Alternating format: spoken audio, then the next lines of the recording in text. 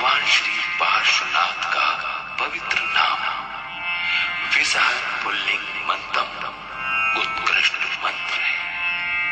अतः जो मनुष्य इस नाम मंत्र को सदा अपने कंठ में धारण करता है अर्थात स्मरण करता है, उसके दुष्ट ग्रह, भीषण रोग, काल ज्वर आदि सब के सब उपद्रव पूर्ण रूप से शांत हो जाते हैं। तृतीय गाथा।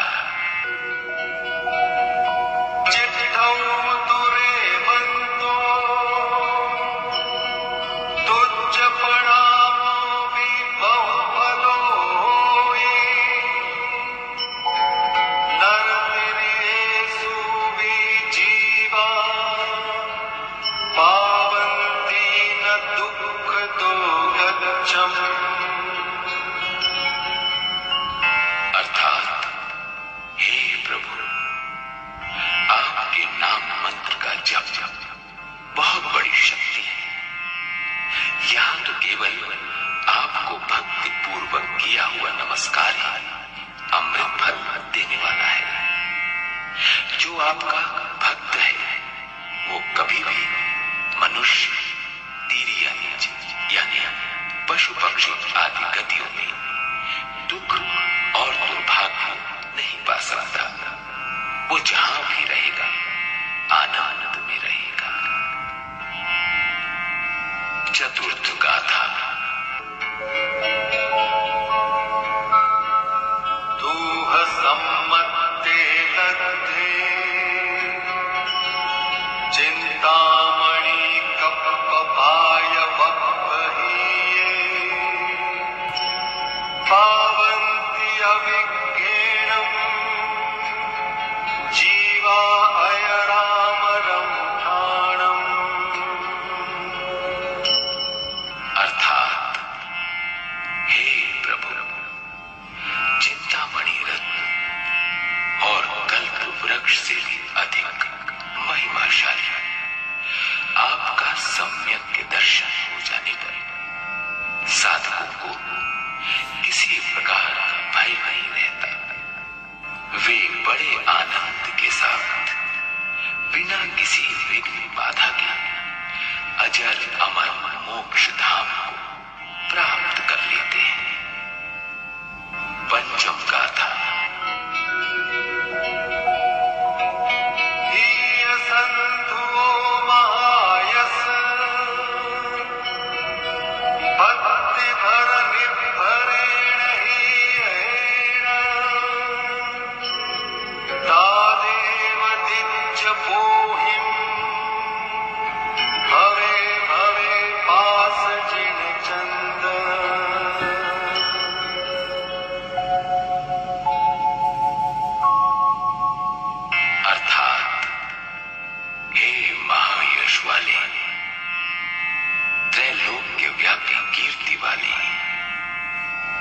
मैंने इस प्रकार भक्ति से भरपूर अंतःकरण द्वारा आपको स्तवना की है।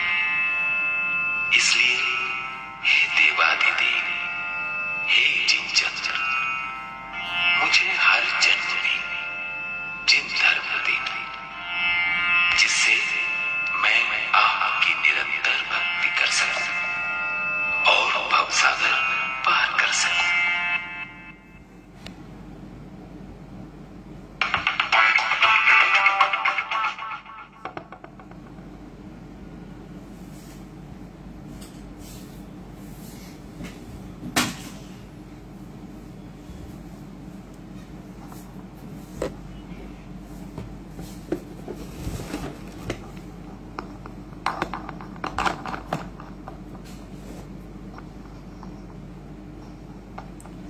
પ્રણામ. ઘણા વખત પછી આ ઉવસગહરમ સ્તોત્ર એના માધ્યમે આપણે સૌ મળી રહ્યા છીએ. આ ઉવસગહરમ સ્તોત્ર આજે ઘણા વખત પછી એના ઉપરનું આ ચિંતન અને મનન એ આપણે કરી રહ્યા છીએ અને એમાં આ પ્રવચનના લાભાર્થી જેઓ નવીનાબેન અમૃતભાઈ જૈન મુંબઈ, એમની આજે એનિવર્સરી છે અને એમના શ્રાવકની 12મી જુલાઈએ અમૃતભાઈ એમની બર્થડે છે. તો આ બંને આલંબનને પામીને આ પરિવારે આજના પ્રવચનનો લાભ લીધો છે. આપણા સૌ શ્રોતાઓ વતી નવીનાબેનને એમની એનિવર્સરી નિમિત્તે ખૂબ ખૂબ અંતઃકરણપૂર્વક શુભેચ્છા પાઠવીએ છીએ અને 12મી તારીખે આવનારી અમૃતભાઈની બર્થડે નિમિત્તે પણ આપણા સૌ શ્રોતાજનો તરફથી એમને હેપી બર્થડે. આપનું જીવન આ બંને પ્રસંગોમાં આ બંને આલંબનને પામીને આપનું જીવન ખૂબ સારી રીતે સુખ, શાંતિ, સમૃદ્ધિ, યશસ્વી રૂપે પસાર થાય તેવી પરમાત્માને પ્રાર્થના અને અમારા સૌ શ્રોતાઓ વતી આપને પણ હૃદયના ભાવપૂર્વક શુભેચ્છા, આશીર્વાદ. તો ઉવસગ્ગહરમ સ્તોત્ર ભદ્રબાહુ સ્વામી વિરચિત અત્યંત પ્રભાવ સંપન્ન, જેની પહેલી ગાથાનો પહેલો શબ્દ જ ઉવસગ્ગહરમ, ઉપસર્ગને હરનાર. અને એટલે આ સ્તોત્રનો સૌથી મોટો પ્રભાવ કે કોઈ પણ પ્રકારની આવનારી આપત્તિઓને જે દૂર કરે છે તે ઉવસગ્ગહરમ સ્તોત્ર, જેના પ્રભાવથી અનેક સંકલ્પો સિદ્ધ થવા માટે સહજ રૂપે વિવિધ પ્રકારના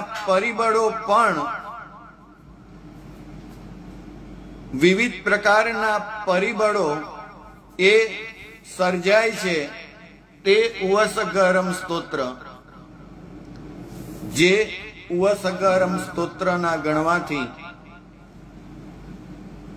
દેવો પણ જેને પ્રસન્ન થાય છે, જે ઉવસગ્ગહરમ સ્તોત્ર ગણવાથી દેવો પણ આકર્ષિત થાય છે, એવા આ ઉવસગ્ગહરમ સ્તોત્રને જે વ્યક્તિ અહર્નિશ 3 સમય જો 9 વખત, એટલે કે સવારે 9, બપોરે 9 અને રાત્રિના સમય 9, જે કોઈ વ્યક્તિ આ ઉવસગ્ગહરમ સ્તોત્રનું સ્મરણ કરે એ વ્યક્તિના જીવનમાં કોઈ પણ પ્રકારની આધિ, વ્યાધિ અને ઉપાધિ આ ત્રણેય આવતી નથી.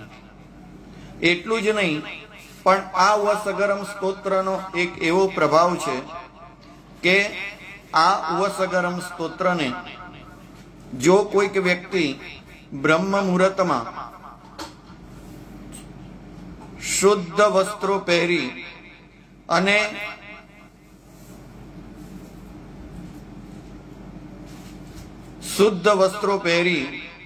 અને જે વ્યક્તિ આ ઉવસગ્ગહરમ સ્તોત્રને 6 મહિના સુધી સતત ગણે, એ વ્યક્તિ એના જીવનમાં ક્યારે પણ કોઈ પણ પ્રકારની દુવિધા એ પામતો નથી. આ ઉવસગ્ગહરમ પાસમ ઉપસર્ગને હરનારો પાર્શ્વ નામનો યક્ષ સેવક છે, જેમનો એવા પાર્શ્વનાથ પરમાત્મા. એટલે ઉપસર્ગને હરનારની શક્તિ આ જગતમાં જેની પાસે સૌથી વધુ શક્તિ છે, ચક્રવર્તી પાસે કરોડો રૂપિયા માંગીએ તો આપી શકે, પરંતુ જેની પાસે 1000 રૂપિયા છે એ વ્યક્તિ પોતાની સંપત્તિ આપી શકતો નથી, વધારે ન આપી શકે. અને એટલે અહીંયા એક બહુ સરસ વાત કરી કે ઉપસર્ગને હરવાની પ્રાર્થના કરવી હોય તો પણ પ્રભુ પાર્શ્વનાથ પરમાત્મા પાસે જ કરવી. ઉવસક હરમ પાશમ પાશમ વંદામી. અને પછીના શબ્દની અંદર આ વંદનનું ફળ કયું? કમ્મ ઘણ મુક્કમ. કર્મના સમૂહથી એ વ્યક્તિ મુક્ત બને છે. બહુ સરસ અદ્ભુત અહીંયા વાત કરી. ઉવસગ હરમ પાશમ પાશમ વંદામી. જો વંદન કરવામાં આવે તો વંદન એટલે નમસ્કાર, નમસ્કાર એટલે વિનય. પરમાત્માને કરાતો નમસ્કાર એ શું ફળ આપે છે? તો કે કર્મના સમૂહથી એ વ્યક્તિ મુક્ત બને છે. નમસ્કાર ત્યારે જ થાય કે જ્યારે મોહ નબળો પડે. મોહ નબળો પડે એટલે ધીરે ધીરે એ વંદનનું ફળ, મોક્ષની પ્રાપ્તિ એ સહજ રીતે પ્રાપ્ત થાય. એટલે ઉવસક હરમ પાસમ પાસમ વંદામી કમ્મ ઘણ મુક્કમ. પણ કેવળ કર્મનાશની વાત નથી કરી. અહીંયા એક બહુ સરસ શબ્દ વાપર્યો છે, કમ્મ ઘણ મુક્કમ. ઘણ એટલે ઘન, સમૂહ. જે વ્યક્તિ ઉવસગરમ એટલે કે પાર્શ્વનાથ પરમાત્માને નમસ્કાર કરે એ કર્મના સમૂહથી મુક્ત બને. કર્મનો સમૂહ યાની આ ભવમાં, પરભવમાં સ્પૃષ્ટ, બદ્ધ, નિધત, નિકાચિત, પ્રત્યક્ષ, પરોક્ષ, જાણે અજાણે કોઈ પણ પ્રકારના કર્મનો અનુબંધ આપણા જીવે કર્યો હોય એ તમામ કર્મોને નાશ કરવાની તાકાત કેવળ પાશમ વંદામી, આ પાર્શ્વનાથ પરમાત્માને વંદન કરવાથી થાય છે. કમ્મ ગણ મુક્કમ અને વિષહર વિષ નિનાશમ. વિષધરના વિષને જે વિશેષ પ્રકારે નાશ કરે છે. વિષધર શબ્દનો અર્થ વિષને જે ધારણ કરે તે સર્પ, એના ઝેરને પણ જે નાશ કરે છે. વ્યવહાર નહીંથી સાપે કરડેલા ઝેરને ઉતારવાની તાકાત પણ આ ઉવસગરમ સ્તોત્રમાં છે. અને અભ્યંતર રીતે નિશ્ચય નહીંથી જો વિચારીએ તો અનાદિકાળથી આ જીવને એક સંજ્ઞા લાગી છે અને એ છે મોહ સંજ્ઞા. જ્યાં સુધી આ મોહનું ઝેર ન ઉતરે ત્યાં સુધી કોઈ પણ પ્રકારની સાધના એ શુદ્ધ સાધના બનતી નથી. મોહ ગર્ભિત સાધના ક્યારે પણ સિદ્ધિ પદ અપાવી શકતી નથી. મોહ ગર્ભિત સાધના કેવળ બાલ તપ સ્વરૂપે બને એટલું જ નહીં, પણ મોહપૂર્વક કરેલી સાધના એ પુણ્યના અનુબંધનું કારણ બને અને પુણ્યથી દેવગતિ મળે. પણ સકામ નિર્જરા કરવા દ્વારા દેવાધિદેવ યાની મોક્ષ ગતિ એ પ્રાપ્ત ન થાય. અને માટે અહીંયા એક બહુ સરસ વાત કરી કે વિષહર વિષ નિનાશમ. નાશ અને નિનાશ આ બેમાં ફેર. જે નાશ થયા પછી પાછું પ્રગટ થવાની શક્યતા હોય એને નાશ કહેવાય. પણ જે વસ્તુ મૂળથી જ નાશ થાય એને પણાશ કહેવાય, નિનાશ કહેવાય. એક ઝાડ એને થડથી કાપી નાખ્યું પણ છતાંય ફરીથી ઉગી નીકળશે, કારણ મૂળિયું અંદર સાબુત છે હજી. પણ જો કોઈ વ્યક્તિ મૂળિયું જ કાઢી નાખે તો હવે વૃક્ષ ઉગવાની શક્યતા રહેતી જ નથી. અહીંયા એ કહેવા માંગે છે કે પરમાત્મા કર્મને ઉપશમ પરમાત્મા પાર્શ્વનાથ પરમાત્માને કરાતો નમસ્કાર એ કેવળ કર્મનો ઉપશમ ન કરે, પણ કર્મના ક્ષયનો મતલબ આત્મામાં ક્ષાયિક સમ્યક્ત્વની ભૂમિકા પ્રગટાવે એવી અદ્ભુત શક્તિ આ બીજી ગાથામાં પહેલી ગાથાના બીજા ચરણમાં છે. પાસમ પાસમ વંદામી કમગણ મુક્કમ વિશર વિશ નિન્નાસમ. અને એક વખત મોહનું જે જો વંદન કર્યું, કર્મના સમૂહથી મુક્ત થયા, કર્મના સમૂહને ઉત્પન્ન કરનારું એવું અંદરનું મૂળભૂત પરિબળ જે મોહ, એને જો દૂર કર્યો, મંગલ કલ્યાણ આવાસન. અને એનું પરિણામ શું થયું? તો કે એ વ્યક્તિ જ્યાં ગાડી સદૈવ મંગલ અને કલ્યાણ છે એવા સ્થાનને પોતે પામે છે.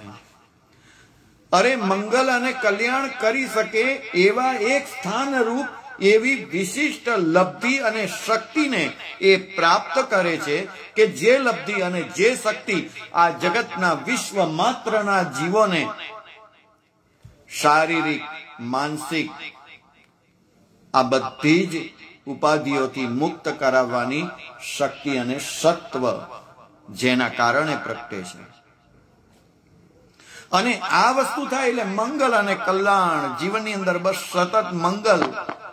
એવી વ્યક્તિનું નામ એ પણ મંગલ રૂપ બને. એટલું જ નહીં, પણ એના વચનો પણ કલ્યાણકારી બને. મંગલ એ નામ અને કલ્યાણ એ વચન. અને એના આવાસ, આવાસ એટલે એક વ્યક્તિ સતત ક્યાં રહેતો હોય? ઘરમાં. ગમે ત્યાં જાય, આખરે સાંજ પડે ઘરે તો આવી જ જાય. અને એટલે મંગલ કલ્યાણ આવાસન. આ જગતમાં જે કોઈ મંગલ દેખાય છે એ બધાનું મૂળ પરમાત્મા છે. આ જગતમાં જે જે સ્વરૂપે જીવોનું કલ્યાણ થાય છે એ કલ્યાણના કરનારા પણ કેવળ અને કેવળ પરમાત્મા છે. એટલે મંગલ કલ્યાણ આવાસન. આ પહેલી ગાથા. વિષહર સ્ફુલિંગ મંતમ. વિષધર સ્ફુલિંગ મંત્રને, વિષધર સ્ફુલિંગ મંત્ર આ ઉવશગ્રમ સ્તોત્રમાં ગર્ભિત રીતે સમાયેલો છે. વિષહર સ્ફુલિંગ મંતમ કંઠે ધારે જો સયા મણુઓ.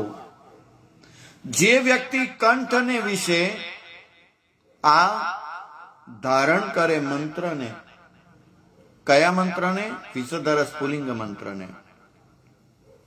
વિષહર પુલિંગ મંતમ કંઠે ધારે. કંઠે ધારી નો અર્થ સતત એનું જે સ્મરણ કરે, સતત એનું જે ગાન કરે. અને હંમેશા મંત્ર એ મૌન પૂર્વક સાધવાની ક્રિયા છે. મંત્ર ક્યારે મોટેથી ન બોલાય.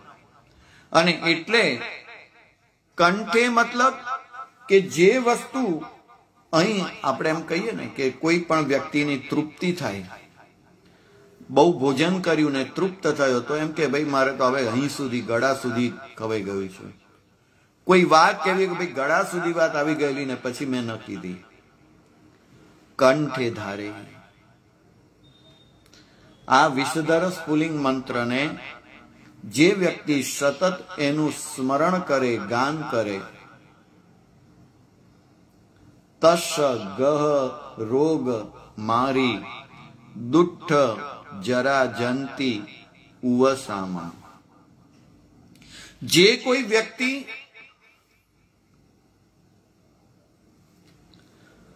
અનુસ્મરણ કરે, તસ ગહ કોઈ પણ પ્રકારના ગ્રહોની પીડાથી પણ એ મુક્ત બને.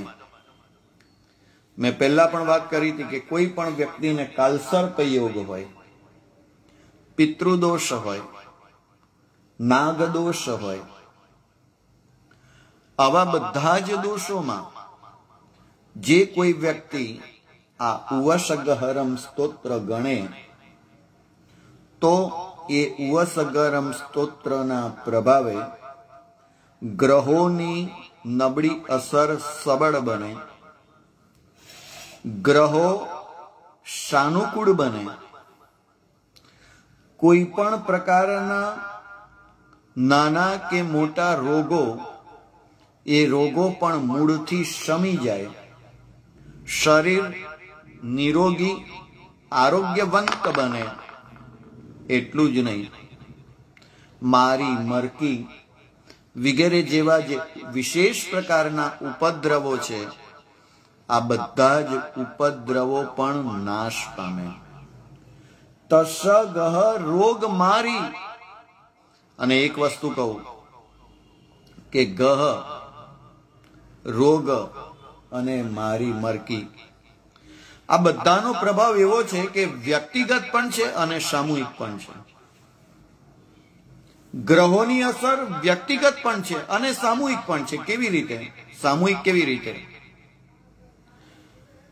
પ્રભુવીરનો નિર્વાણ કાળ નજીક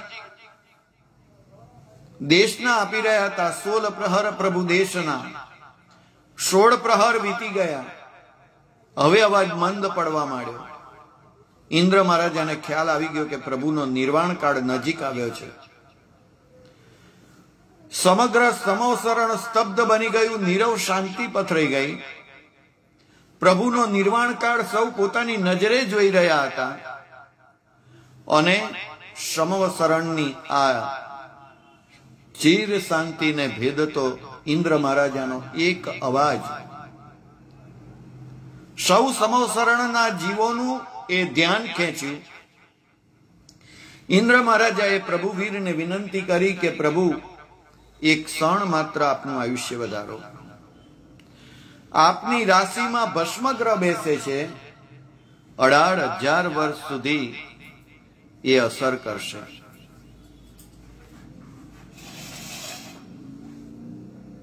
અને તે વખતે મિચ્છામિ દુક્કડમ 2,500 વર્ષ સુધી તે અસર કરશે. અને પ્રભુવીરે ઇન્દ્ર મહારાજાને કહ્યું કે હે ઇન્દ્ર, આજ સુધી કોઈ પણ વ્યક્તિ પોતાનું આયુષ્ય ક્યારે વધારી શક્યો નથી, શકવાનો પણ નથી. કોઈ પણ પોતાનું આયુષ્ય વધારી શકશે પણ નહીં. એક ચાવી દીધેલી રમકડું જ્યાં ચાવી પૂરી થાય એટલે અટકી જ જાય.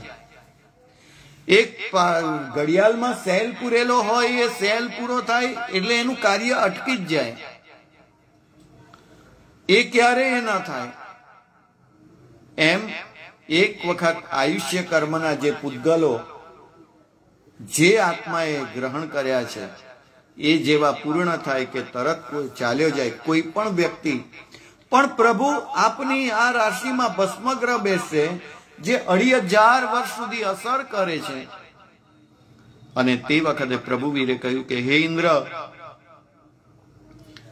2,500 વર્ષ પછી મારું શાસન વિશિષ્ટ અભ્યુદયને પામશે. આજે આપણે જોઈએ છીએ 2,500 વર્ષ પૂર્ણ થયે, 40 ઉપરાંત વર્ષ થયા. આજે જે પ્રમાણે દીક્ષાઓ થાય છે, આજે જે સ્વરૂપે જાહો જલાલી પૂર્વક ચોમાસા થાય છે, આજે એક સાથે અનેક વ્યક્તિઓ વિવિધ પ્રકારની આરાધનાઓ અને અનુષ્ઠાનોની અંદર રેકોર્ડ બ્રેક સંખ્યાની અંદર જોડાઈ રહ્યા છે. સૌ પોતપોતાની રીતે યોગ્ય ઉચિત રીતે સૌ પોતપોતાની રીતે ધર્મની આરાધના અને સાધના કરી રહ્યા છે. પહેલા કરતા હવે વિશેષ થયું છે. તપશ્ચર્યાઓ પણ વિશેષ પ્રકારે એટલા જ પ્રમાણની અંદર થઈ રહી છે. અને માટે આજે આપણે જોઈએ છીએ કે હવે ધીરે ધીરે શાસનનો અભ્યુદય થઈ રહ્યો છે. તો રોગ ગ્રહ તો આખા શાસનની સામૂહિક ઉપર પણ અસર પડીને એની મારે તમને કહેવું છે. તો સમૂહ પણ અસર કરે ને વ્યક્તિગત તો અસર છે જ દેખીએ છીએ. રોગ એ પણ સમૂહ રૂપે પણ અસર કરે અને વ્યક્તિગત રૂપે પણ અસર કરે. એક સાથે અનેક વ્યક્તિઓ મૃત્યુ પામે. રોગ, તસ્ય ગહ રોગ, મારી, મરકી વગેરે. રોગ છે ને જે સામાન્ય કોઈ પણ કાર્યથી સમી જાય એ રોગ, પણ જેને સમાવવા માટે વિશેષ પ્રકારે અનેક વ્યક્તિઓનો સહકાર લઈ અનેક વ્યક્તિઓના પુરુષાર્થથી જે મટે, દૂર થાય, એને મહામારી કહેવાય. એમાં એક વ્યક્તિને નહીં પણ અનેક વ્યક્તિને અસર પડે તે મહામારી, અને જેની અસર ધીરે ધીરે દૂર થાય તે મહામારી. વસગરમ સ્તોત્રનો આ પ્રભાવ છે કે કોઈ પણ વ્યક્તિને ગ્રહોની પીડા બહુ સતાવતી હોય, એવા સમય વસગરમ સ્તોત્રનો જાપ એના ગ્રહોને નબળું પાડે. કોઈ પણ પ્રકારના બાહ્યાભ્યંતર રોગ, અને એ રોગથી પણ એ દૂર થાય, એનો રોગ નાશ પામે. એટલું જ નહીં, પણ આ રોગ, મારી, મરકી વગેરે ઉપદ્રવોમાં પણ આ વસગરમ સ્તોત્ર ગણેલું જળ, એનો જો છંટકાવ કરવામાં આવે તો સકળ સંઘના ગામ, નગર, દેશ, આ બધામાં આવેલી આપત્તિઓને નાશ કરવાની તાકાત આ વસગરમ સ્તોત્રમાં રહેલી છે. અને માટે વિશર ફુલિંગમંતમ કંઠે ધારે જો સયા મણવો તસ્સગ રોગ મારી દુઠ્ઠ જરા જંતી ઉવસામ. દુષ્ટ જ્વર, દુષ્ટ જ્વર એટલે ઝેરી તાવ, અને એવા તાવ વગેરેને પણ નાશ કરવાની તાકાત આ વસગરમ સ્તોત્રની અંદર છે. કે જે વસગરમ સ્તોત્રમાં વિશદ રસ પુલિંગ મંત્ર એ સહજ રૂપે વણાયેલો છે. ત્યાર પછી ત્રીજી ગાથા, ચિઠ્ઠવ દુરે મંતો તુજ્ય પણામોવી બહુ ફલો હોઈ નર તીરી એશુવી જીવા પાવંતીન દુઃખ દુગચ્યમ.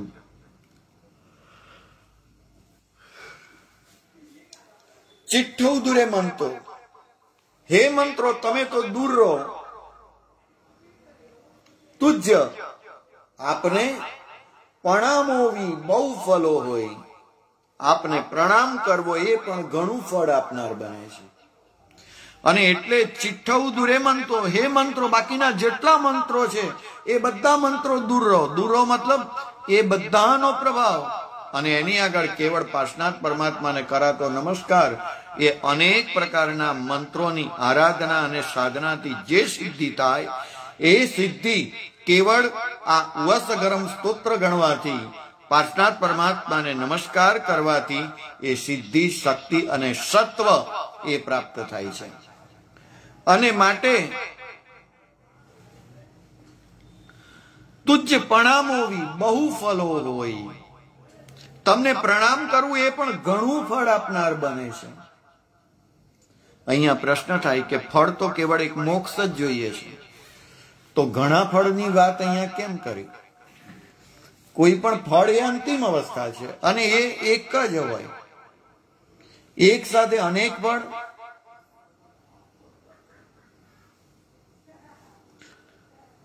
ચિઠ્ઠવ દુરે મંતો તુજ્ય પ્રણામોવી બહુ ફલો હોય.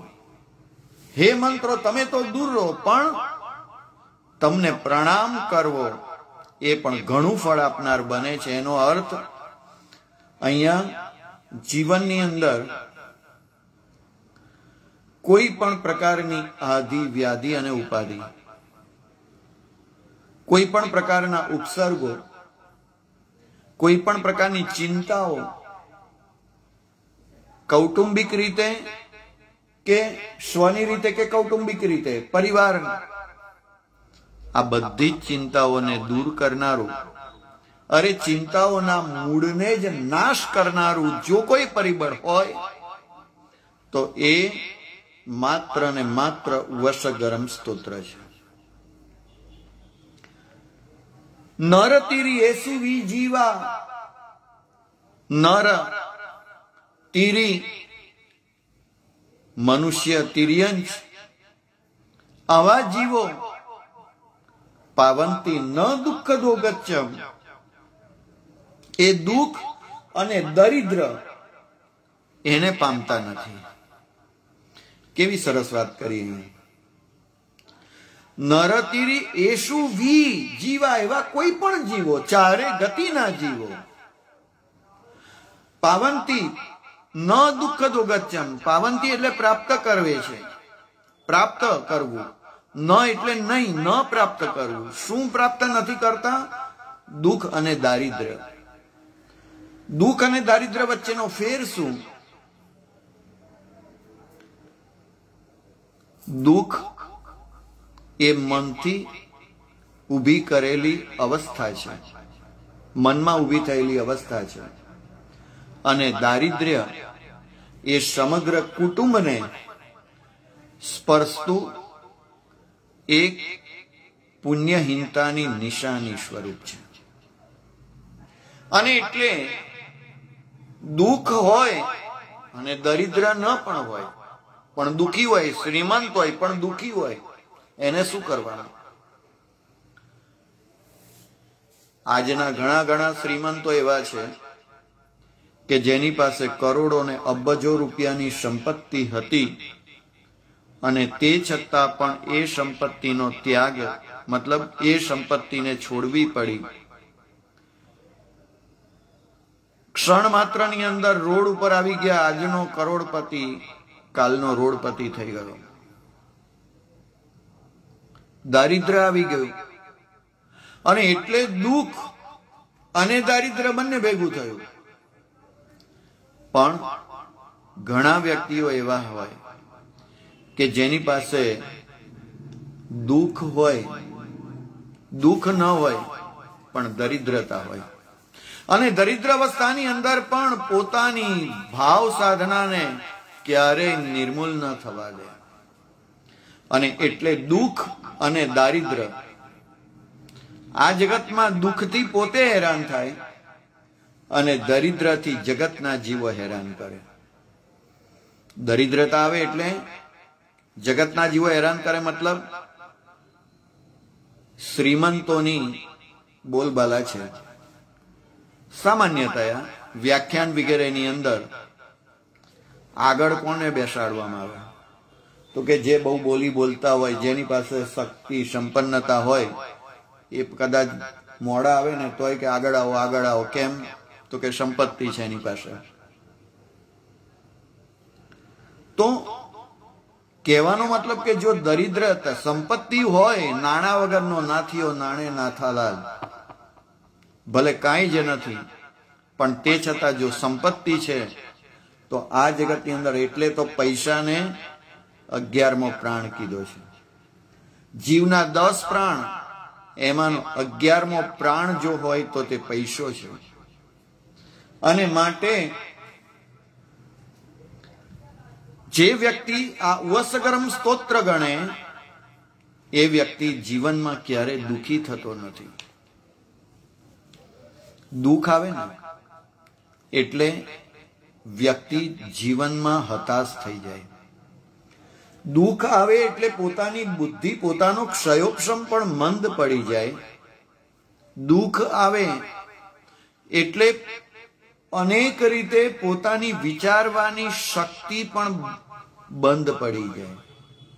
અને માટે દુઃખ અને જ્યારે દરિદ્રતા આવે તે વખતે નજીકમાં રહેલા લોકો પણ દૂર ભાગે.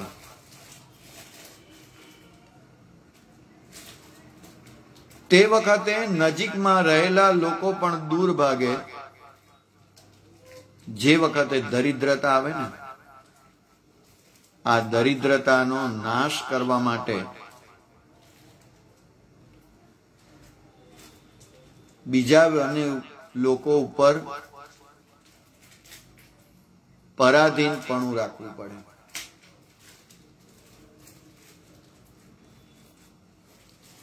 સ્વાધીન અને પરાધીન, તો બીજા વ્યક્તિ ઉપર એને પરાધીનતા રહેવી પડે. દરિદ્રતા આવે એટલે સહજ રીતે જીવનમાં નામોશી સર્જાય. અને માટે અહીંયા સૌથી પહેલા એ વાત કરી, જે વ્યક્તિ વસગરમ સ્તોત્ર ગણે, જીવનની આ મુખ્ય બે અવસ્થાઓ છે.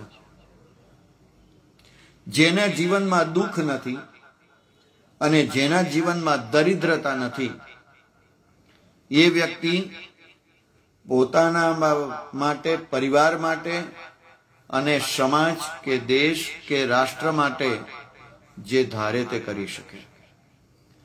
દુઃખ અને દરિદ્રતા ન હોય તો એ વ્યક્તિ સહજ સમાધિ ભાવ, આનંદ, મંગલ, કલ્યાણ આવાસમ. અને માટે પરમાત્માની પાસે દુઃખ અને દારિદ્રતાની માંગણી અહીંયા દૂર કરવાની માંગણી કરી. અહીંયા ભગવાનની પાસે કેવળ મોક્ષ મંગાય. તો દુઃખને દૂર કરવા માટે દુઃખ કર્મજનિત છે, દરિદ્રતા એ પણ કર્મજનિત છે. તો એનો નાશ પરમાત્મા પાસે કેમ માંગ્યો? દુઃખ અને દરિદ્રતા આ બંને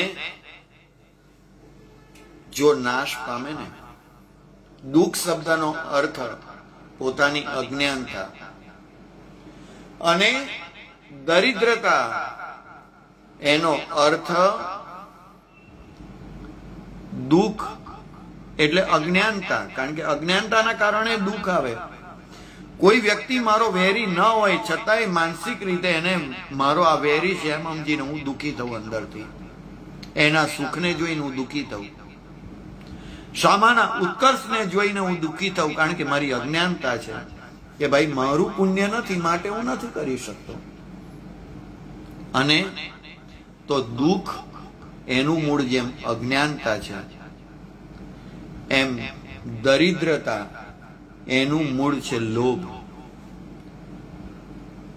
લોભ એક એવો છે કે જેના કારણે સતત વ્યક્તિ નવું નવું નવું નવું નવું મેળવવાની, એટલે પૂતગલોને કે વસ્તુઓને ગ્રહણ કરે. અને એક દિવસ એવો આવે કે આમદની અઠ્ઠની ખર્ચા રૂપિયા, અને એમાં ને એમાં વ્યક્તિ દરિદ્ર બને, પુણ્ય પરવારે અને આજનો કરોડપતિ કાલનો રોડપતિ પણ બની જાય. અને માટે દુઃખ અને દારિદ્ર્ય આ દરેકના જીવનની અંદર એક એવા રોગ સમાન છે. અને માટે વશગરમ સ્તોત્રને ગણવા વાળી વ્યક્તિ આ રોગ, દુઃખ અને દારિદ્ર્યને દૂર કરે છે. પાવંતીને દુઃખ દોગચ્છમ, ચોથી ગાથા. તુહ સમ્મત્તે લદ્દે, પ્રભુ તારું સમ્યક્ત્વ પામ્યું છે. જે ભગવાને કહ્યું છે તે સાચું છે, ને જે સાચું છે તે જ કહ્યું છે. ભલે મારી નાની બુદ્ધિમાં વિરાટ વિશ્વની આ બધી સાપેક્ષ ઘટનાઓ મને કદાચ ન સમજાય, એ બની શકે. કારણ કે ક્યાં પરમાત્માનું વિશાળ તત્વજ્ઞાન અને ક્યાં મારી પાસે રહેલી સામાન્ય નાની અમથી બુદ્ધિ. અને એટલા માટે જે ભગવાને કહ્યું છે તે સાચું છે, આવો જયારે ભાવ આવે ને, એ સમ્યક્ત્વની નિશાની. સમ્યક્ત્વનો અર્થ બીજો સમજણ. આ જગતમાં બધા પાસે હું ફર્યો, કઈ ને કઈ દરેકની પાસે માંગ્યું, પણ સૌ વ્યક્તિ કેવળ ને કેવળ સ્વાર્થ જનિત બન્યા. અને માટે બધી જ જગ્યાએ નિરાશ થઈને પાછો ફર્યો. પણ પ્રભુ તારા દરબારે આવ્યો અને ગહ રોગ મારી દુઠ્ઠ જરા દુઃખ દારિદ્રમ, આ બધા જ મારા દોષો દૂર થયા. અને માટે તુહ સંમત્તે લબ્ધે, તારું સમ્યક્ત્વ પામે છે તે, પણ એ સમ્યક્ત કેવું? ચિંતામણી કપ્પાય વબ્બહીએ, ચિંતામણી રત્ન અને કલ્પવૃક્ષ થી પણ અધિક મહિમા વાળું છે. ચિંતામણી રત્નનું કાર્ય તો ચિંતા હોય તો દૂર કરવાનું કાર્ય. કલ્પવૃક્ષ પાસે તો માગો તો મળે, કલ્પવૃક્ષ પાસે જવું પડે. જ્યારે પરમાત્માને કરાતું વંદન એ ચિંતામણી રત્ન, મતલબ કે ચિંતામણી ચિંતાને પણ દૂર કરે. ચિંતા અને ચિતા આ બે વચ્ચે માત્ર અનુસ્વારનો ફેર છે. જીવતાને બાળે તે ચિતા ચિંતા, અને મરેલાને બાળે તે ચિતા. જીવતાને બાળે શરીર ઉપરથી, મોઢા ઉપરથી, એના તેજ, એના ચહેરાના હાવભાવ, એના ઉપરથી તમે કહી શકો કે કોઈક ટેન્શનમાં છો, કોઈક ચિંતામાં છો. કારણ કે બાળી નાખે, શરીરને ખલાસ કરી નાખે. જીવતાને બાળે તે ચિંતા, અને મરેલાને જે બાળે તે ચિતા. અને માટે પરમાત્મા તારું નામ આ ચિંતામણી રત્નથી પણ અધિક છે. કારણ કે ચિંતામણી રત્ન તો આ ભવની ચિંતા દૂર કરે છે, પણ પ્રભુ તારું નામ સ્મરણ, પાસમ પાસમ વંદામી, તને કરાતું વંદન એ તો મારા આ ભવ, પરભવ અને ભવો ભાવની ચિંતાને દૂર કરનારું માધ્યમ છે. અને માટે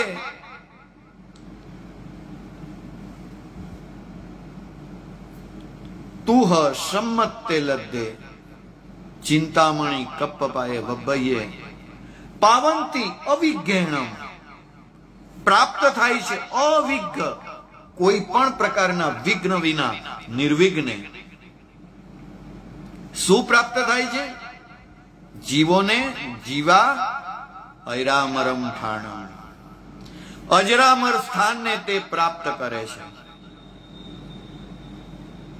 કેવી સરસ વાત કરી. ગુણોની દરિદ્રતા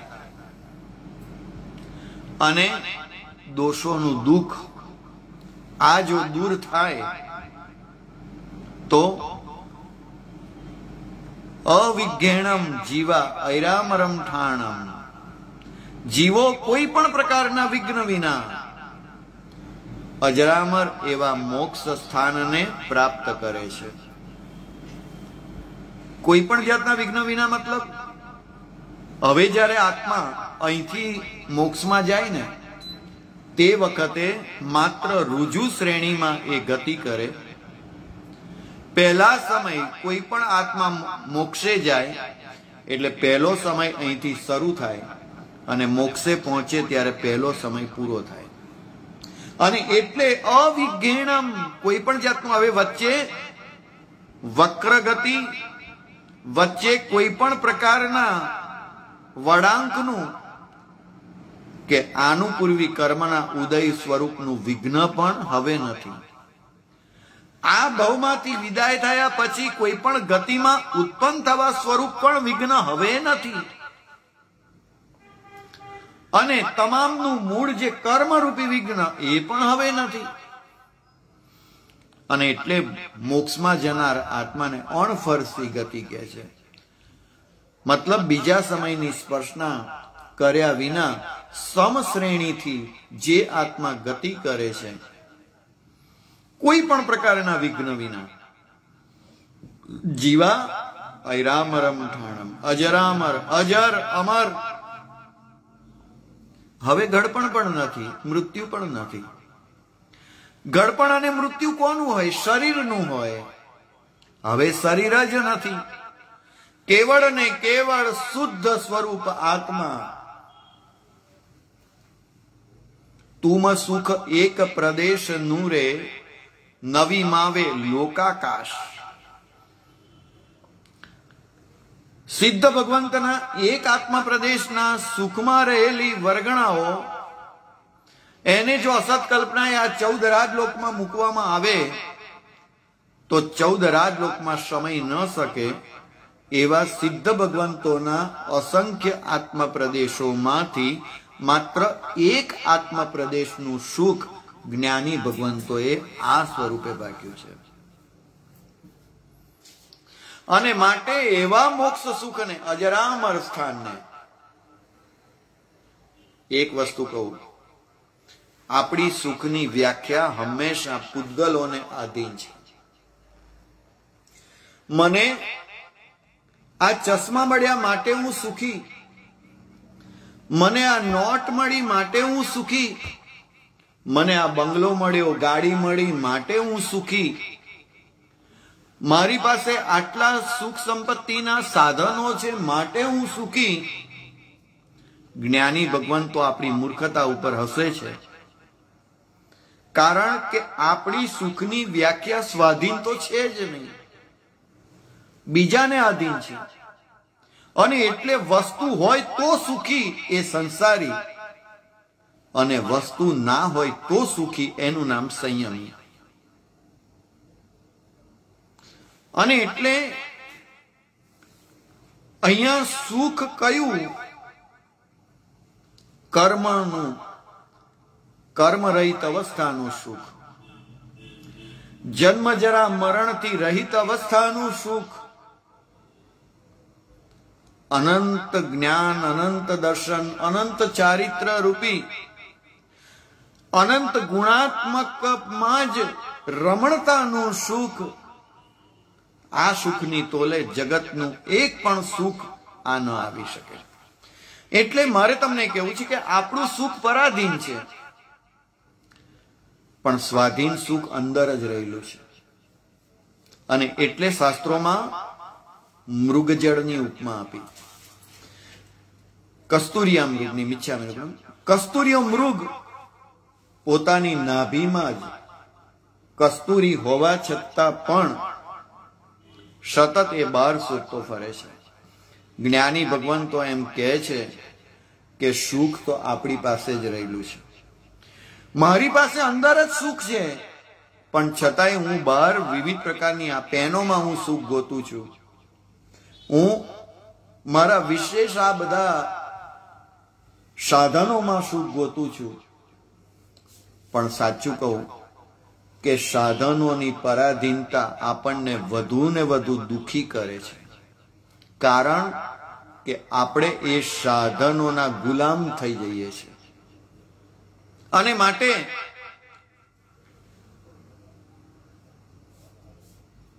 તુહ સમ્મત્તે લદ્દે ચિંતામણી કપપાય વબ્બહીએ પાવંતી અવિજ્ઞેણમ જીવા ઐરામરમ ઠાણમ. 5મી ગાથા. ઈય સંતુઓ મહાયસ. હે મોટા યશ વાળા, જેનો યશ સમગ્ર 14 રાજલોકમાં વ્યાપ્ત થયેલો છે, એવા હે પરમાત્મા, એ પ્રકારે મેં સંતુઓ સ્તવ્યા છે આપને. હે યશ, આપનો યશ ચારે ગતિમાં, અરે સમગ્ર 14 રાજલોકમાં છે. આપનું સંસ્તવન મને પણ અપયશમાંથી દૂર કરી અને સદૈવ અનંત સુખાત્મક ગતિનો યશ આપનારું બને. માટે ઈય સંતુઓ મહાયશ. યશ અને મહાયશમાં ફેર શું? અલ્પ સમય માટે અને કર્મજનિત મળે તે યશ, પણ જે શાશ્વત સ્થિતિ માટે, સદૈવ કાળ માટે જે મળે તે મહાયશ. કર્મ અવસ્થાથી, કર્મજનિત અવસ્થાથી મળે તે યશ, અને કર્મરહિત અવસ્થાથી મળે તે મહાયશ. અને માટે યશ સંતુઓ એ પ્રકારે મેં સ્તવ્યા છે. હે મહાયશ વાળા, આ પ્રકારે મેં સ્તવ્યા. કયા પ્રકારે સ્તવ્યા? આપને કરાતું વંદન મારા કર્મના સમૂહથી મુક્ત કરનારું બને એવો મહાયશ આપો. કર્મ ઘણ મુકમ મારા કર્મના સમૂહથી મુક્ત કરે એવો મહાયશ આપો. મારા મોહરૂપી વિષને નાશ કરે એવો મહાયશ આપો. કેવળ મંગલ અને કલ્યાણ સતત વૃદ્ધિગંત પામે એવો યશ આપો. આ બધા યશ ની પ્રાપ્તિ અહીંયા માંગી. યશ સંતો મહાયશ ભક્તિભર નિભરેણ એણ. આ યશ હું મારા સ્વાર્થની હૃદયની સ્વાર્થભરી ભક્તિથી નથી માંગતો, ભક્તિ ભર્યા હૃદયથી માંગુ છું. હૃદયની અંદર રહેલી ભક્તિ અને બુદ્ધિમાં રહેલી ભક્તિ સ્વાર્થને સિદ્ધ કરવા માટે કરાતી ભક્તિ એ બુદ્ધિ પ્રધાન હોય, પણ જેની અંદર કેવળ ને કેવળ પોતાના આત્માના સુખ માટેની જે ભક્તિ કરવામાં આવે. એક વસ્તુ કહું, હૃદય એ તો બહુ જ મહત્વનું સાધન છે. અને તમે જુઓ કુદરતની વ્યવસ્થા, અવાજ આવે છે, ફેસબુકમાં અવાજ નથી આવતો એમ લખે છે. અહીંયા સ્લો કનેક્શન છે, થોડુંક બતાવે છે, એટલે કદાચ અવાજમાં આ પ્રમાણે આવતું હશે. તો જે જોઈ રહ્યા છે, અવાજ જો ન આવતો હોય તો કો અવાજ નથી આવતો, તો હું ફરીથી સેજ રિપીટ કરું. યુટ્યુબ ઉપર લગભગ 23 વ્યક્તિઓ જોઈ રહ્યા છે, આવે છે. તો જેમને અવાજ નથી, રાજેશભાઈ, કદાચ આપનું કોઈ બગડ્યો હશે મોબાઈલ કે એમાં ક્યાંક અવાજમાં આવે છે. ચાલો, ઓકે. તો યશ સંતુઓ મહાયશ ભક્તિભર નિભરેણ. આ હૃદય જે છે ને, મૂળ વાત એ હતી આપણી કે જે વસ્તુ બહુ મહત્વની હોય ને, કુદરતે એને હંમેશા કેવા સ્વરૂપે આપ્યું. જુઓ તમે, આ હૃદય બહુ મહત્વનું છે, તો એ હૃદયની અંદર ને એની આજુબાજુમાં પાંસળી, એટલે એને પણ સિક્યોરિટી બરાબર આપી. આ મગજ બહુ મહત્વનું છે, તો એને ઉપર પણ એકદમ કઠણ આવરણ આપ્યું. કારણ કે જો આ જાય અને આ જાય તો જીવ જીવી ન શકે.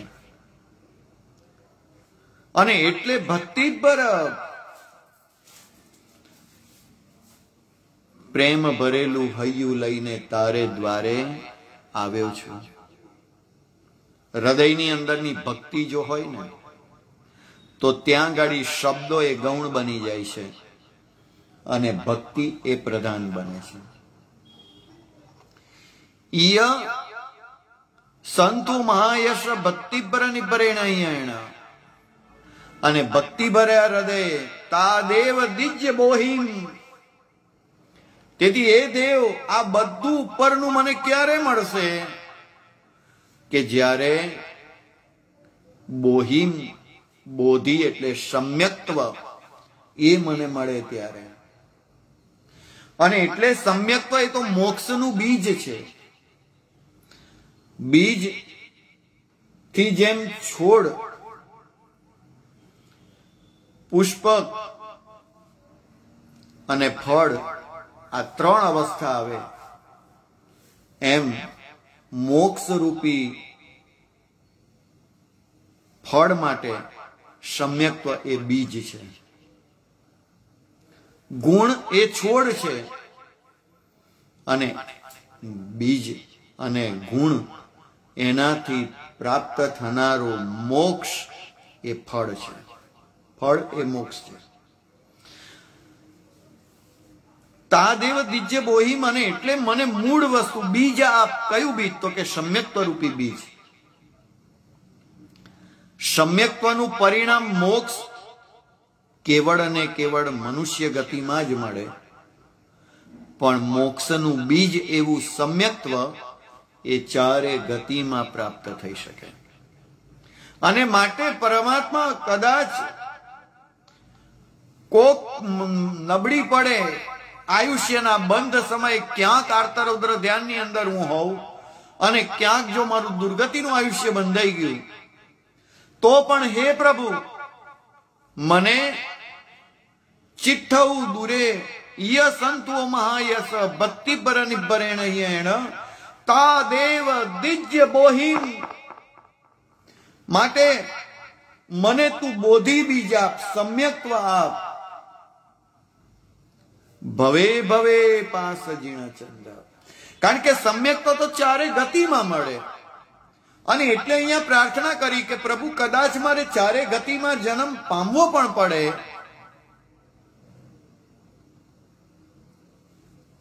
એક વસ્તુ કહું, પરમાત્માની ક્ષણ માત્રની ભક્તિ જીવને શિવ બનાવી શકે.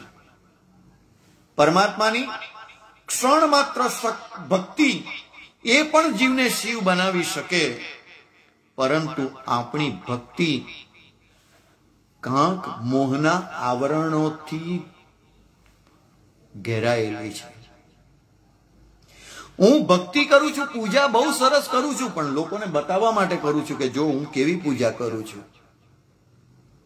હું તપ કરું છું, પણ મને પ્રભાવનાની લાલચે હું તપ કરું છું. અને એટલે ભક્તિમાં પણ આવરણ આવી ગયું છે. એટલે મારી ભક્તિ ફળતી નથી. હા, ભક્તિ તે પડતી નથી જે ભાવ શૂન્યાચારમાં. અને આવો શૂન્યાચાર છે. માટે એક ચિંતામણી રત્ન પારસમણી હોય, પેલા સંતે કીધું કે જા આ ડબ્બીની અંદર પારસમણી છે, લઈ આવ. અને પેલા શિષ્ય ગયો, લોખંડની ડબ્બી, અને શિષ્યને થયું કે જો પારસમણી હોય તો આ લોખંડ સોનું બની જાય. નક્કી ગુરુ છેતરાયા છે. કોઈએ પારસમણીના નામે એમને કાચનો ટુકડો આપી દીધો છે. અને તે વખતે લઈને આવે છે કે ગુરુદેવ આપ છેતરાયા, આ પારસમણી નથી, આ તો કોઈ કાચનો ટુકડો છે. અગર જો સાચો પારસમણી હોય તો આ લોખંડ પણ સોનું બની જાત. અને તે વખતે ગુરુ ખડખડાટ હસ્યા, ડબ્બી ખોલી અને અંદરથી પારસમણી કાઢ્યો અને જોયું તો એમાં વસ્ત્રનું આવરણ આવી ગયું હતું. વસ્ત્રનું આવરણ હતું. માટે લોખંડની સાથેનો સંપર્ક હોવા છતાં પારસમણી લોખંડને સ્પર્શવાના ન કારણે જો સોનું ન બનાવી શક્યા. આપણી ભક્તિમાં ક્યાંક મોહ આડો આવે છે. આપણી ભક્તિમાં ક્યાંક ક્યાંક આપણી અજ્ઞાનતા આડી આવે છે. અને માટે ભક્તિ બર નિબરેણ યેણ. હું જે કઈ સાધના આરાધના પ્રભુ તારી વંદન પણ કરું છું ને, એ પણ મારા ભક્તિ ભર્યા હૃદયે કરું છું. અને માટે તા દેવ દિજ્ય બોહિમ ભવે ભવે, કેવળ એક ભાવની અંદર નહીં. પ્રભુ મને ચારે ગતિમાં મને સમ્યક્ત્વની પ્રાપ્તિ થાવ. ચારે ગતિમાં પ્રભુ તારું આલંબન મને પ્રાપ્ત થાવ. કદાચ દૈવ યોગે હું દેવગતિની અંદર ગયો તો પ્રભુ એવી દેવગતિમાં એવા સમય આપજે કે જ્યારે પરમાત્માના પાંચે પાંચ કલ્યાણકોને ઉજવવાનો અને એ પરમાત્માને સાક્ષાત રૂપે નિહાળવાની એ ધન્યથી ધન્ય ક્ષણ મને પ્રાપ્ત થાય. પ્રભુ કદાચ હું તિર્યંચની ગતિની અંદર જાઉં તો પણ સમવસરણમાં પરમાત્માની દેશના સાંભળવાનું સૌભાગ્ય મને પ્રાપ્ત થાય એવી તિર્યંચ ગતિ આપજે. પ્રભુ કદાચ નરક ગતિની અંદર જાઉં ને તો પણ દુઃખ સમયે હે પ્રભુ હે પ્રભુ હે પ્રભુ, મેં ક્યાં પાપ કર્યા, એ પાપનો ભોગવટો મને આ સ્વરૂપે મળ્યો. અને તે વખતે પણ કોઈ બીજી વ્યક્તિ ઉપર નહીં, પદાર્થ ઉપર નહીં, કોઈના ઉપર નહીં, પણ કેવળ પ્રભુ તને એ સ્વરૂપે હું યાદ કરું અને તે જ સમયે ક્યાંક સાક્ષાત રૂપે પ્રભુ તારા પાંચે કલ્યાણકો ઉજવાતા હોય અને નારકા અપી મોદંતે યસ્ય કલ્યાણ પર્વમસ્તુ, નારકો પણ જેનાથી આનંદિત પામે છે એવી ક્ષણ માત્ર પ્રભુ મને એ દુઃખ દૂર થાય ને એવા સમયે પણ તારી યાદ આવે મને કે હે પ્રભુ આપ પ્રતિક્ષણ જન્મ પામતા રહો, કારણ કે આપ પ્રતિક્ષણ જન્મ પામશો તો અમારા પ્રતિક્ષણના દુઃખો દૂર થશે. અને નરકમાં પણ પ્રભુ મને એ સ્વરૂપે તું યાદ આવજે કે ક્યાંક તારું આ નામ મને સમ્યક્ત્વની પ્રાપ્તિમાં ક્યાંક કારણ બની જાય. પ્રભુ કદાચ મનુષ્ય ભાવની અંદર અને મનુષ્ય ભાવની અંદર પણ મને સાક્ષાત રૂપે તારી દેશના સાંભળવાનું, દેશના આચાર રૂપે મૂકી આચાર રૂપે એનું પાલન કરી અને પંચ પરમેષ્ઠીના પદે સ્થાન પ્રાપ્ત કરી દ્વિતીય પદે હું બિરાજિત થઉં એવી શક્તિ સત્વ તાદેવ દિજ્ય બોહિન ભવે ભવે પાસ જીણ ચંદ. હે પાર્શનાથ પરમાત્મા મને આ સ્વરૂપે આવી શક્તિઓ આપજો. કહેવાનો મતલબ કે આવું અદ્ભુત વસગરમ સ્તોત્ર હજી આ પ્રત્યેક ગાથાઓ એની અત્યંત ગર્ભિતતા રહેલી છે. પ્રત્યેક ગાથાઓના યંત્ર છે, પ્રત્યેક ગાથાઓમાં મંત્ર છે, પ્રત્યેક ગાથાઓમાં તંત્ર છે. તંત્ર, મંત્ર અને યંત્ર એનો અદ્ભુત સમાવેશ મહાપુરુષોએ આ વશગરમ સ્તોત્રના આ નાનકડા સ્તોત્રમાં કર્યો છે. એ તો આપણે કંભાગી છીએ કે 7 ગાથાનું વશગરમ સ્તોત્ર કે જેના પ્રભાવે ધર્ણેન્દ્ર પ્રત્યક્ષ થતા પણ આપણા સૌની સ્વાર્થજનિત અવસ્થાના કારણે એક ઘટના એવી બની, ઇન્દ્ર મહારાજ આવ્યા ગુરુ ભગવાન પાસે ને કીધું કે મારા જ્ઞાનમાં હું જોઈ રહ્યો છું કે હવેનો કાળ બહુ પડતો આવે છે. પ્રભુ આ બધા સૂત્રોનો ઉપયોગ લોકો કેવળ પોતાના સ્વાર્થ માટે કરશે અને માટે આ ગાથાનો પ્રભાવ ભંડારી દો. આજે 7 ગાથાનું વશગરમ સ્તોત્ર મળે છે ક્યાં, પણ હવે એનો પ્રભાવ એ સ્વરૂપે નથી. હા, પ્રભાવહીનતા નથી, ધ્યાન રાખજો. એક સૂર્ય અને વાદળ આવી ગયું હોય તો એ રાત્રિ નથી એટલું તો ખબર પડે છે. એમ પ્રભાવ આજે પણ વશગરમ સ્તોત્રનો એટલો બધો છે અને એટલે જ આપણી પ્રત્યેક ક્રિયાઓમાં પણ આ સૂત્રને સંમિલિત કર્યું છે. નવસ્મરણમાં પણ નવકાર પછી તરત વશગરમ લીધો. ચૈત્યવંદન ની અંદર પણ સ્તવન ન આવડે તો વશગરમ સ્તવ, કારણ કે સ્તવન રૂપે છે માટે પણ ત્યાં સ્તવ રૂપે લીધો. એટલું જ નહીં પણ આ વશગરમ સ્તોત્ર એની અનેક આમનાઓ છે. છેલ્લો એક આમના કહી અને આજનું પ્રવચન અહીંયા હું પૂર્ણ કરું છું. આ વશગરમ સ્તોત્ર ગુરુ પાસે વિધિવત લેવાનું. ગુરુમુખે લેવાયેલું સૂત્ર એ જ પરિણામ લક્ષી બને અને ગુરુમુખે સૂત્ર લઈ અને આ વશગરમ સ્તોત્ર એની પહેલી ગાથા બોલવાની, એક રેશમી લાલ દોરો લઈ અને એમાં ગાંઠ લગાવવાની, પછી પહેલી ને બીજી ગાથા બોલવાની અને બીજી ગાંઠ લગાવવાની, પહેલી બીજી ત્રીજી ગાથા બોલવાની, ત્રીજી ગાંઠ, પાંચમી ગાંઠ લગાવો ત્યારે 5 ગાથા આવે.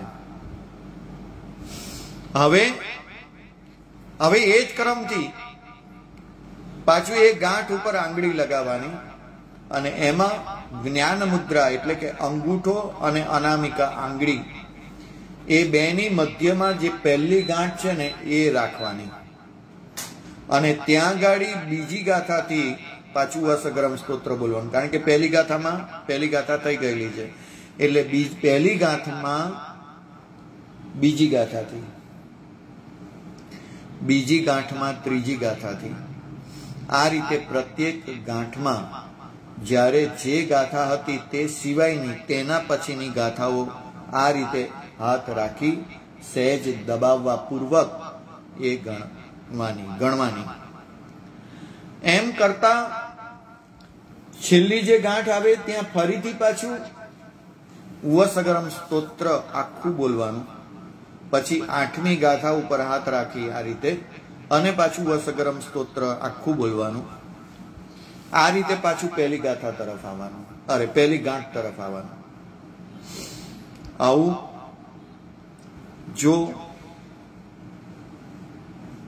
પુષ્ય નક્ષત્ર, અમૃત સિદ્ધિ યોગ, સિદ્ધિ યોગ કે બ્રહ્મ મુહૂર્ત એમાં જો આ ગણવામાં આવે, આ સાધના કરવામાં આવે તો એ વ્યક્તિના જીવનમાં ડગલે ને પગલે સંપત્તિઓ આવી મળે.